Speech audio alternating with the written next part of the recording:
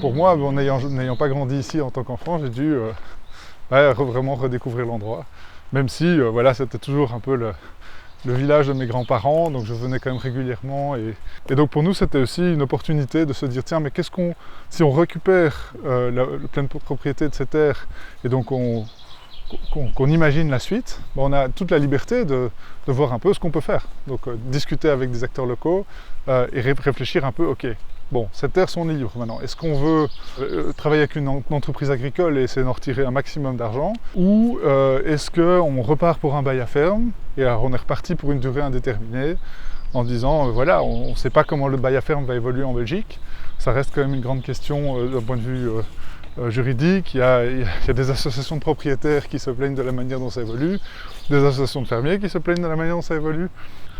Et donc là, comme ma sœur est juriste, il y a vraiment eu cette idée de réfléchissons ensemble à faire quelque chose de chouette, qui a du sens et qui en même temps aide à avancer. Et on se disait, ok, on est propriétaire de terre, même si on refait un bail, ce qui est important pour nous, c'est que la terre reste de qualité. Finalement, c'est la seule chose qu'on possède en tant que propriétaire, c'est être garant que la qualité de la terre va perdurer.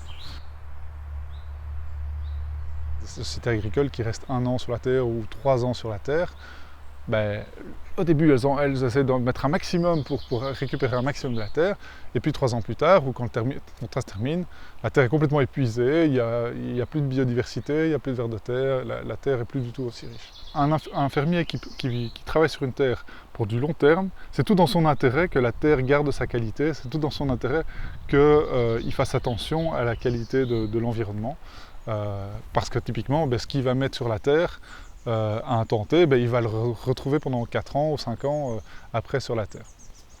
Et c'est là alors qu'on a commencé à entendre parler de l'agroforesterie. C'est vraiment l'idée de planter des arbres ou des buissons qui apportent énormément de choses à la terre. D'ailleurs on retrouve souvent dans les anciennes terres agricoles encore ces petits murets ou ces petites haies entre les différents champs.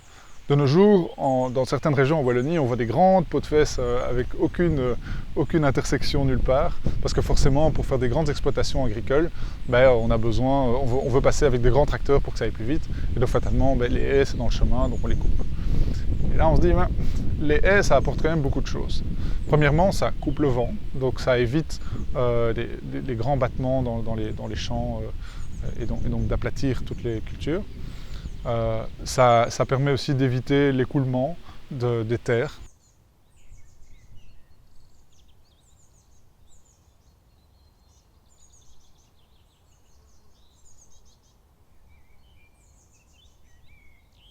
Donc ici on est en train de longer la rangée d'arbres qu'on a planté cet hiver. Et donc on va arriver un peu plus bas à la ligne perpendiculaire de haies qu'on a également planté cet hiver. Les essences qu'on a plantées ici, c'est vraiment un peu de tout. Donc l'idée, c'est d'avoir une variété résiliente au changement climatique. Donc on est parti sur des espèces qui devraient bien tenir au vent et aux conditions climatiques qui seront ici.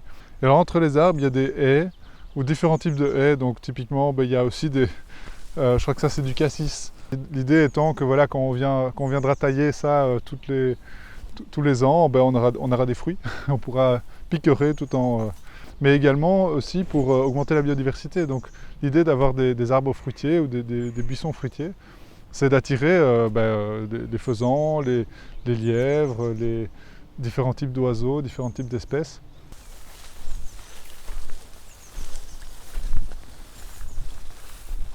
On dit que la longévité d'un arbre, d'un point de vue rentabilité, est de plus ou moins 30 ans.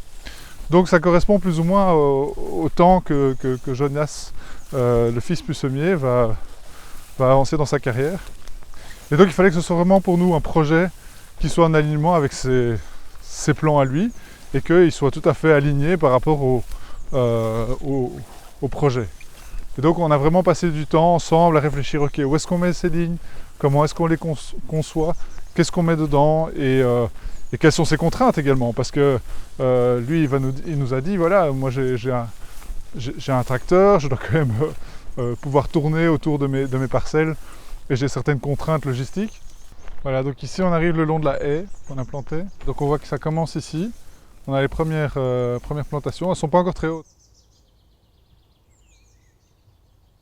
La formule de bail, je pense que ce qu'on voulait faire est assez innovateur parce que donc pour la première fois, en tout cas de ce que j'ai pu entendre, on a pu intégrer dans le bail de carrière qu'on a fait avec Jonas Pussemier des clauses agro-environnementales qu'on a bien entendu discuté avec lui, mais qui incluent également tout le projet agroforestier. Et donc dedans, il est également acté que on souhaite qu'il y ait des relevés de la qualité des sols qui soient faits tous les 5 ans, etc. pour voir l'impact de ce choix agroforestier sur le temps et pouvoir mesurer également tout ce qu'on fait dans la région afin de voir justement quelle est la biodiversité qu'on a ici d'un point de vue chiffré, ainsi que de définir comment est-ce qu'on va gérer les revenus liés à l'agroforesterie par rapport aux revenus de la terre. Enfin, voilà, tout ça c'est réfléchi et ça a été mis dans le bail. L'idée étant que ce bail, qui est un peu innovant, va pouvoir en inspirer d'autres.